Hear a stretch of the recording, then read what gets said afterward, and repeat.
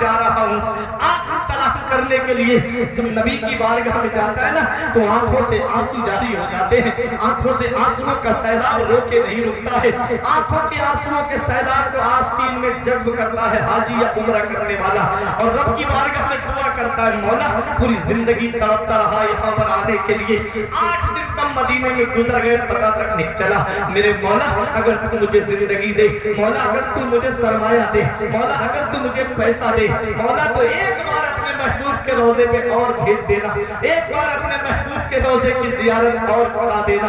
یہ کہہ کے حاجی جب واپس ہوتا ہے میرے عزیزوں, سامان سفر جب اٹھاتا ہے, سواری کے اندر جب بیٹھتا ہے, یہ علماء آپ کو بتائیں گے, جو دیکھ کے آئے ہیں وہ آپ کو بتائیں گے.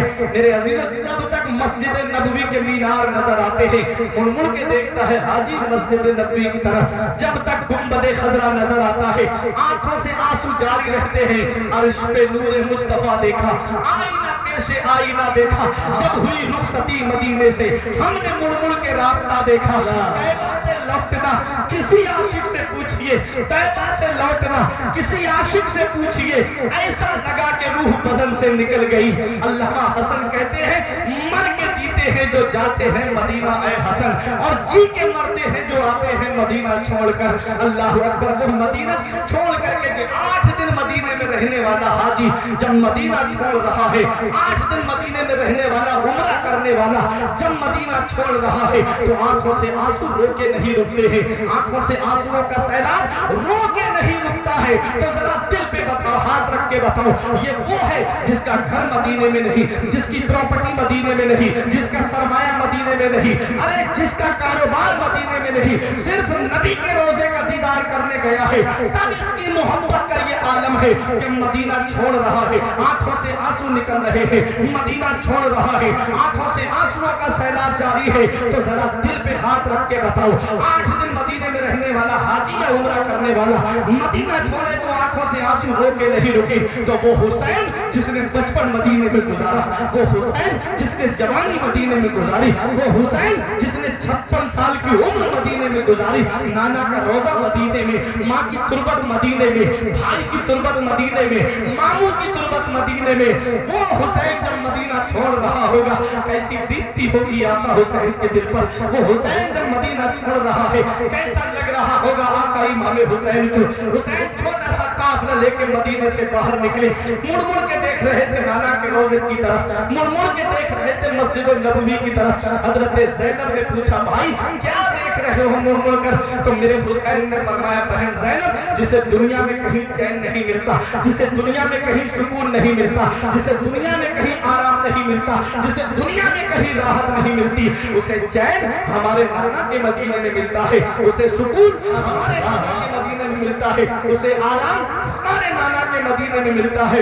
آج وہی مدینہ حسین سے چھوٹ رہا ہے, وہ مدینہ حسین سے چھوٹ رہا ہے جس کے بارے میں اعلیٰ حضرت فرماتے ہیں طیبہ نے مر کے ٹھنڈے چلے جاؤ آنکھیں بند, سیدھی سڑک یہ شہر شفاعت نگر کی ہے. وہ مدینہ حسین سے چھوٹ رہا ہے جس کے بارے میں سرکار مفتی اعظم فرماتے ہیں پیام لے کے جو آئی صبا مدینے سے, مریض عشق کی لائی دوا مدینے سے, تمام شاہ و گدا پڑھ رہے ہیں جس در سے, ملی جہان کو روزی صدا مدینے سے. وہ مدینہ حسین سے چھوٹ رہا ہے جس کے بارے میں علامہ حسن کہتے ہیں نہ ہو آرام جس بیمار کو سارے زمانے سے, اٹھا لے جائے ان کے آستانے سے. وہ مدینہ حسین سے چھوٹ رہا ہے جس کے بارے میں تاج الشریعہ فرماتے ہیں مدینہ ایسا گلشن ہے جو ہر گلشن کی زینت ہے, بہاریں باغ جنت بھی مدینہ کی بدولت ہے. مدینہ چھوڑ کر جنت میں کوئی جا نہیں سکتا, مدینے سے محبت ہے تو جنت کی ضمانت ہے. نعرہ تکبیر,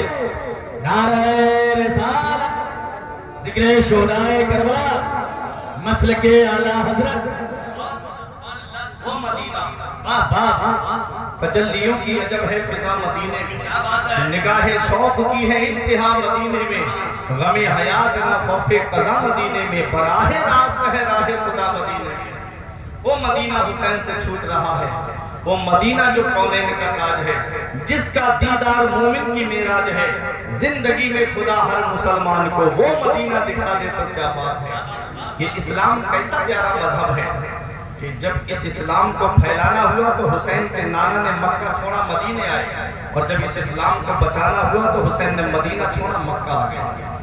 دیکھیں، اور جب مکہ آئے تو چین سے بیٹھنے نہیں دیا، خطوط آنے شروع ہو گئے، ایسے ایسے درد بھرے لہجے میں لکھ کر کے خطوط بھیجے تھے کہ حسین ہمارا کوئی امیر نہیں ہے، حسین ہمارا کوئی رہنما نہیں ہے، حسین اس سے پہلے ہم تمہارے والد کے ساتھ میں تھے، اب ہم تمہارے ساتھ ہونا چاہتے ہیں، حسین تم جیسے ہی خط کو پڑھو فوراً حسین کوفہ پہنچ جاؤ، اگر تم نہیں آئے اور ہم لوگوں نے یزید کی بیعت کر لی تو قیامت کے دن تمہارے نانا نے ہم سے پوچھا کہ تم نے یزید کی فاسق و فاجر کی بیعت کیوں کی تھی، تو ہم کہہ دیں گے کہ ہم نے تمہارے نواسے کو بلایا تھا، تمہارا نواسا آیا نہیں۔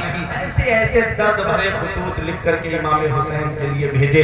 امام حسین نے اس کی تصدیق کے لیے پہلے اپنے بھائی حضرت مسلم بن عقیل کو بھیجا، ان کو شہید کر دیا گیا کوفے میں۔ آقا حسین کوفے کے لیے نکلے تھے، تقدیر نے کربلا پہنچا دیا، نکلے تھے کوفے کے لیے، مقدر نے کربلا پہنچا دیا، اور جب وہاں پر پہنچے تو ہر طرف ببول کے درخت ہی درخت تھے، نہ کوئی آبادی تھی نہ کوئی بستی تھی، صرف پینے کے لیے ایک ہی دریا تھا جسے دریائے فرات کہتے ہیں، اس کے علاوہ پانی کا بھی کوئی نام و نشان نہیں۔ ایک جگہ میں یہ بیان کر رہا تھا، ایک صحابہ میرے پاس میں بولے مولانا کیسی بات کرتے ہو، کربلا میں کچھ نہیں تھا۔ ارے ہم نے دیکھا ہے وہاں ایک شہر آباد ہے، ایک خوبصورت شہر آباد ہے۔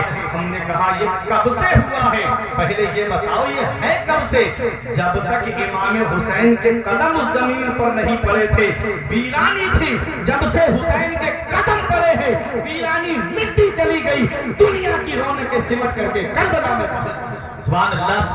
میرے عزیزو، یہ کربلا کا میدان ہے۔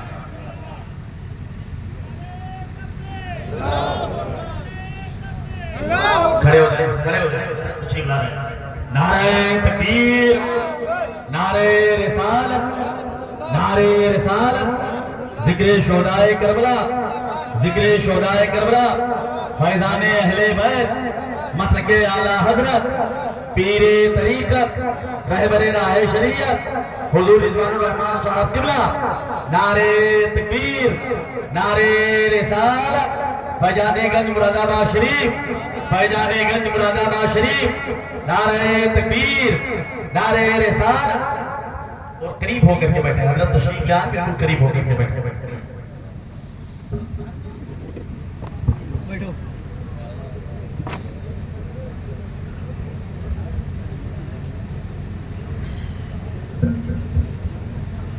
بیٹھ جائیں، تھوڑا تھوڑا قریب کریں، اگر پریشانی نہ ہو۔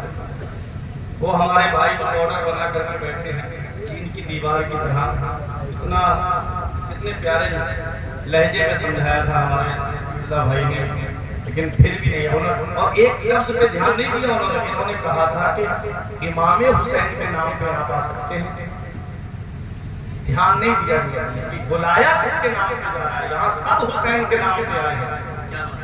لیکن کیا اچھا ہوتا، محبت کا تو یہی حال ہے نا کہ جب محبوب کا نام آئے تو بس اس کے بعد ہمیں کچھ نہیں سننا ہے۔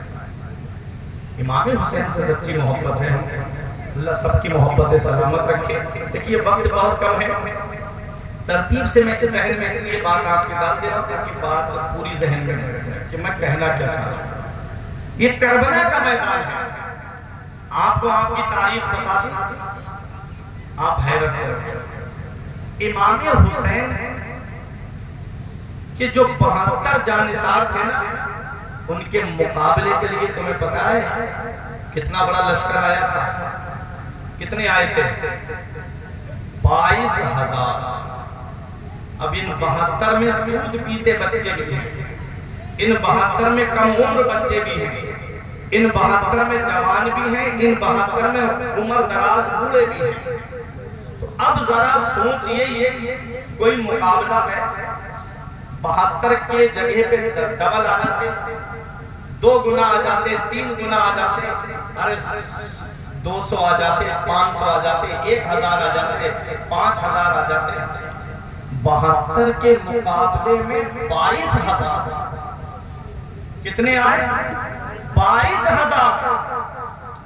دنیا نے کہا او ابن زیاد، کیا تیری عقل ماری گئی کہ تو نے 72 کے مقابلے میں 22,000 کو بھیج دیا؟ 22,000 کو تو ابن زیاد کی عقل جواب دیتی ہے کہ ابن زیاد 72 کو نہیں دیکھ رہا ہے، وہ 72 میں دیکھ رہا ہے۔ کو دیکھنا اور ہے، میں دیکھنا اور ہے، گھر کو دیکھنا اور ہے، گھر میں دیکھنا اور ہے۔ ارے وہابیوں نے نبی کے ہاتھوں کو دیکھا، خالی نظر آئے تو اپنی کتابوں میں لکھا جن کا نام محمد یا علی ہے وہ کسی چیز کے مالک و مختار نہیں، اور اعلیٰ حضرت نے ہاتھوں میں دیکھا، دونوں جہان کے خزانے نظر آئے تو لکھتے ہیں مالک کونین ہے، تو پاس کچھ رکھتے نہیں، دو جہاں کی نعمتیں ہیں ان کے خالی ہاتھ۔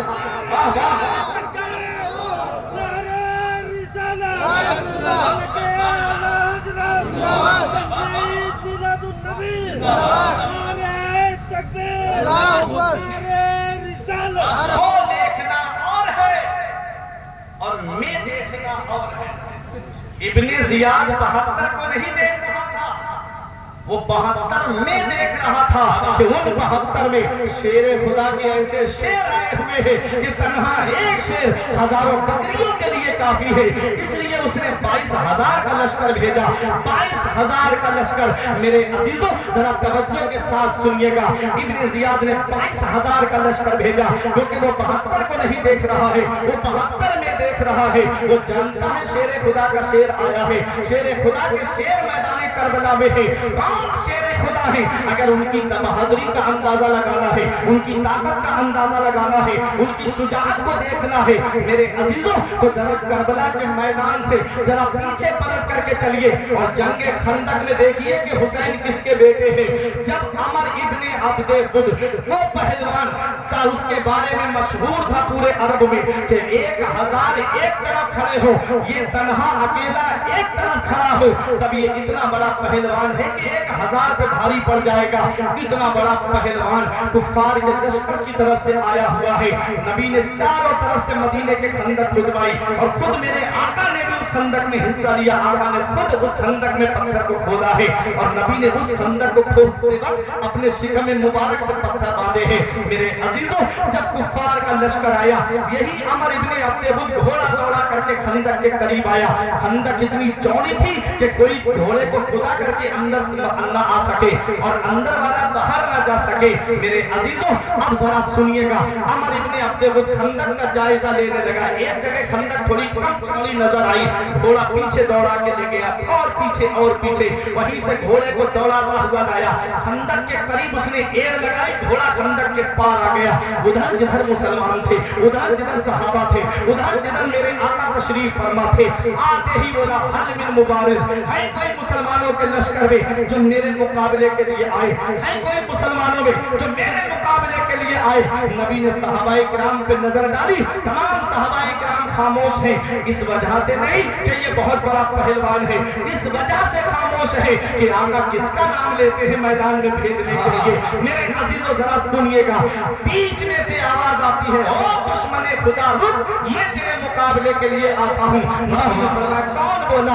آواز آئی خدا کا شیر مولا علی بولے، اللہ اکبر۔ میرے عزیزو نبی نے فرمایا علی خاموش رہو۔ پھر اس نے آواز لگائی کیا کوئی نہیں رہا مسلمانوں میں جو میرے مقابلے کے لیے آئے؟ پھر مولا علی سے نہ رہا گیا، میں آتا ہوں تیرے مقابلے کے لیے۔ اللہ اکبر۔ میرے عزیزو نبی نے فرمایا علی خاموش رہو۔ پھر اس نے آواز لگائی میرے مقابلے کے لیے کوئی آتا کیوں نہیں؟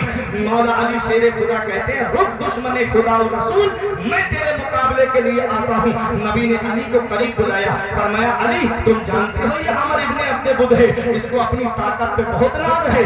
علی شیر خدا کہتے ہیں اے اللہ کے رسول، اس دشمن خدا کو اپنی طاقت پہ ناز ہے، علی کو آپ کی رحمت پہ ناز ہے، علی کو آپ کی رحمت پہ ناز ہے۔ شاعر نے بڑا اچھا نقشہ کھینچا، نہ طاقت پر، نہ تقویٰ پر، نہ زہد و اتقاء پر ہے، ہمارا ناز جو کچھ ہے محمد مصطفیٰ۔ نعرہ تکبیر، نعرہ رسالت، ذکر شہدائے کربلا، مسلک اعلیٰ حضرت۔ کون علی ہے؟ نبی نے فرمایا علی تو پھر میرے قریب آئے مولا علی۔ دیکھیے شان دیکھیے، نبی نے اپنا امامہ شریف مولا علی شیر خدا کے سر پہ باندھا، دستار کر دی نبی نے۔ فضا نے پکار کے کہا علی ایڈوانس میں فتح کی کامیابی کی مبارکباد قبول۔ جس کے سر پہ نبی اپنی دستار سجا دے اس کی گردن کو کوئی تلوار کاٹ سکتی ہے؟ نبی نے اس کو مولا علی شیر خدا کو قریب کیا، اپنا امامہ شریف ان کے سر پہ سجایا، پھر وہ تلوار دی نبی نے، وہ تلوار شاہ مردان شیر یزدان قوت پروردگار لا فتح الا علی لا سیف الا ذوالفقار۔ ذوالفقار کے معنی دو ٹکڑے کر دینے والی، وہ تلوار دی نبی نے، کہا علی جاؤ میں نے تم کو خدا کے حوالے کیا، جاؤ۔ اب شان دیکھیں، عمر ابن عبد ود گھوڑے پہ، ہاتھ میں اس کے تلوار، توجہ دینا میری طرف، دوسرے ہاتھ میں نیزہ، پیٹھ میں ڈھال، بغل میں خنجر، سر پہ لوہے کا پھود، آپ کو سمجھانے کے لیے بول رہا ہوں لوہے کا ہیلمٹ، سینے پہ لوہے کی زرہ، سمجھانے کے طور پہ جاکٹ، لوہے کی جاکٹ، چہرے پہ خود کی کلیاں لٹک رہی ہیں زنجیریں، تاکہ کوئی چہرے پہ تلوار مارے تو وہ زنجیر ٹوٹ لے، سر سے لے کے پیر تک لوہے کے لباس میں ملبوس، اور گھوڑے پہ سوار، اور ادھر مولا علی سر پہ نبی کا سجایا ہوا امامہ شریف، سبحان اللہ، ہاتھ میں تلوار اور جسم پر پیبند لگا ہوا لباس، وہ گھوڑے پہ یہ پیدل۔ اس وقت حضرت علی شیر خدا کی صحت بھی زیادہ نہیں تھی اور قد بھی آپ کا لمبا نہیں ہے۔ جب علی شیر خدا آ رہے تھے، اور ایک تجربے کی بات ہے، آدمی کا قد لمبا نہ ہو اور پتلا دبلا ہونا تو دور سے آتا ہوا جب دکھتا ہے تو ایسا لگتا ہے جیسے کوئی بچہ آ رہا ہے۔ توجہ کی بات، تجربے کی بات ہے۔ علی شیر خدا جب آ رہے تھے نا تو عمر ابن عبد ود نے کہا کس لیے آ رہا ہے؟ کہا تم نے ہی تو بلایا تھا، میں تیرا غرور توڑنے کے لیے آیا۔ اس نے کہا یہ کیسا مذاق ہے میرے ساتھ میں؟ کیا میری بہادری کا اندازہ نہیں ہے کسی کو؟ کیا میری بہادری کا چرچا نہیں سنا کسی نے؟ میری بہادری کا چرچا پورے عرب میں ہوتا ہے، میں کتنا بڑا پہلوان ہوں، اور میرے مقابلے کے لیے ایک بچے کو بھیج دیا، کیا کوئی بڑا نہیں رہا؟ علی شیر خدا فرماتے بڑے تو بہت ہیں، لیکن تجھے اس لائق سمجھا ہی نہیں کہ تیرے مقابلے میں کسی بڑے کو بھیجا جاتا، جیسی تیری اوقات ہے اسی کی وجہ سے نبی نے مجھ کو تیرے مقابلے کے لیے بھیجا ہے، اب آ مجھ سے مقابلہ کر۔ کہنے لگا بہت بڑی باتیں کرتا ہے، ذرا یہ تو بتا تو ہے کون، تیرا نام کیا ہے؟ کہا انا علی ابن ابی طالب، میرا نام علی ہے، میں ابو طالب کا بیٹا ہوں۔ اتنا سننا تھا، کہنے لگا ارے ابو طالب کے بیٹے ہو؟ کہا ہاں میں ابو طالب کا بیٹا ہوں۔ کہا ارے وہ تو میرے بہت قریبی دوست تھے، ہمارا بچپن ایک ساتھ میں گزرا ہے، ہماری جوانی ایک ساتھ میں گزری ہے، وہ تو میرے بڑے قریبی دوست تھے، اس دوستی کی وجہ سے تو میرا بھتیجا لگا، اس لیے اب میں تجھ سے نہیں لڑوں گا، تو واپس چلا جا، کسی اور کو بھیج۔ علی شیر خدا کا جواب سنو، فرمایا اب میں تجھ سے ضرور لڑوں گا اور دنیا کو بتاؤں گا کہ اصل رشتہ ایمان کا رشتہ ہوتا ہے، اصل دوستی ایمان کی دوستی ہوتی ہے، اب میں تجھ سے ضرور لڑوں گا۔ مجھے تاج الشریعہ کا شعر یاد آ گیا، نبی سے جو ہو بیگانہ اسے دل سے جدا کر دیں، نبی سے جو ہو بیگانہ اسے دل سے جدا کر دیں، بدر مادر برادر جان و مال ان پر فدا کر دیں۔ اللہ سبحانہ میرے عزیزو، مولا علی شیر خدا سے کہتا میں نہیں لڑوں گا تجھ سے، اگر میں لڑا تجھے قتل کر دیا تو مکے والے کہیں گے دوست کی دوستی کا بھی لحاظ نہیں کیا، میں کیا جواب دوں گا؟ کہا نہیں لڑوں گا۔ علی شیر خدا کو کچھ یاد آیا، آپ نے اس سے فرمایا اچھا تیرا ایک قول ہے؟ بولا کیا؟ کہا کوئی آدمی جب وہ تجھ سے 3 سوال کرے تو تو اس کا ایک ضرور پورا کرتا ہے، کیا اب بھی اس پہ قائم ہے؟ بولا ہاں میں اس پہ قائم ہوں، کرو مجھ سے 3 سوال، ایک پورا کروں گا۔ علی شیر خدا نے کیا سوال کیا؟ کہا تو کلمہ پڑھ کر کے مسلمان ہو جا، تو اسلام میں داخل ہو جا، پہلا سوال۔ کہتا یہ نہیں ہوگا، باپ دادا کے دین کو نہیں چھوڑ سکتا۔ تو کہا دوسرا سوال یہ ہے کہ جیسے گھوڑا کدا کے ادھر آیا ہے ایسے ہی واپس چلا جا، جنگ کے میدان میں مت رکنا، سیدھے گھر چلے جانا۔ کہتا ہے اگر یہ کروں گا تو گھر مجھے عورتیں داخل نہیں ہونے دیں گی کہ بزدل ہے، ڈر کی وجہ سے بھاگ آیا. کہا تو پھر تیسرا میرا وہی سوال ہے کہ تلوار اٹھا اور مجھ سے جنگ کر. کہتا ہے علی تو مانے گا نہیں. تو اتنا گھمنڈی تھا کہ جب گھوڑے سے نیچے اترا تو گھوڑے کے پیر پہ تلوار ماری اور اس بے زبان جانور کی ٹانگیں کاٹ دی. اس لیے کہ پہلا بار میں نے گھوڑے کو لیا تھا. گھمنڈ دیکھیں. علی شیر خدا سے کہتا ہے علی سنبھل. علی شیر خدا نے جب اس نے تلوار ماری تو ڈھال پہ روکی. علی شیر خدا کی ڈھال کے دو ٹکڑے ہو گئے اور ہلکی سی خراش آپ کی پیشانی پہ آ گئی. ذرا سوچو جنگل کا شیر جب زخمی ہوتا ہے تو کتنا خطرناک ہو جاتا ہے. یہ تو خدا کا شیر ہے. جب زخمی ہوا ہوگا تو پھر کیا عالم رہا ہوگا. اس نے تلوار کے وار کیے. علی شیر خدا کاٹ کرتے رہے. علی شیر خدا نے وہ تلوار اٹھائی. ادھر علی نے تلوار اٹھائی, ادھر نبی نے اپنے دونوں دستے مبارک دعا کے لیے اٹھا دیے. مولا میں نے علی کو تیرے مدد کے سہارے بھیجا ہے. مولا آج مکمل ایمان مکمل کفر سے لڑ رہا ہے. اے میرے مولا میرے علی کو فتح عطا فرما دے, میرے علی کو نصرت عطا فرما دے. نبی دعا کر رہے ہیں اور ہمارا عقیدہ جھوم کے کہہ رہا ہے. اجابت کا صحرا عنایت کا جوڑا دلہن بن کے نکلی دعائے محمد. اجابت نے جھک کر گلے سے لگایا بڑی ناز سے جب دعائے محمد. نبی دعا کر رہے ہیں. ادھر علی شیر خدا نے تلوار اٹھائی ہے اور کہا کہ اب تو سنبھل. اس نے اپنی ڈھال کو اٹھایا. علی شیر خدا کی تلوار نے ڈھال کے ایسے دو ٹکڑے کر دیے جیسے بھاری چھری صابن پہ گرے تو صابن کے دو ٹکڑے ہو جاتے ہیں. علی شیر خدا کی تلوار نے ڈھال کے دو ٹکڑے کیے تو سوچنے لگا لوہے کا ہیلمیٹ تو روک لے گا. تو لوہے کا ہیلمیٹ جیسے ہی تلوار خود پہ پہنچی, خود کو چیرتی ہوئی, ذرا کو چیرتی ہوئی, دونوں جانب اس کا جسم تڑپ رہا تھا. ایک حصہ اس کا ادھر تڑپ رہا تھا, ایک حصہ ادھر تڑپ رہا تھا اور بیچ میں خدا کا شیر نعرہ تکبیر بلند کر رہا تھا.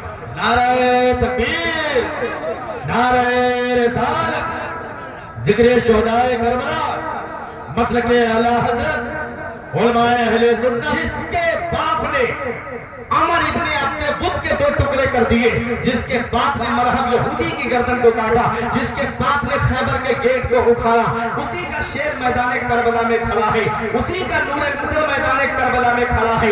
ابن زیاد 72 کو نہیں دیکھ رہا ہے, وہ 72 میں دیکھ رہا ہے کہ شیر خدا کے شیر آئے ہوئے ہیں. شیر خدا کے شیر مولا علی شیر خدا کے شیر میدان کربلا میں کھڑے ہیں. اس لیے 72 کے مقابلے میں اس نے 22,000 کا لشکر بھیجا تھا. میرے عزیزوں, ارے میرا ایمان کہتا ہے یہ 22,000 کیا ہے, اگر 72,000 بھی آ جاتے تب بھی ان 72 کا مقابلہ نہیں کر پاتے. یہاں میاں حضور تشریف فرما ہے. آپ کہو گے مولانا کیا حضرت کے سامنے لفاظی کر رہے ہو, کیا حضرت کے سامنے رجم بالغیب باتیں کر رہے ہو, کیا اندازے سے بول رہے ہو. تو میں کہوں گا میں اندازے سے نہیں بول رہا ہوں. اگر میں آپ کو کربلا کی تاریخ قریب سے دکھا دوں تو آپ کا ایمان تازہ ہو جائے گا.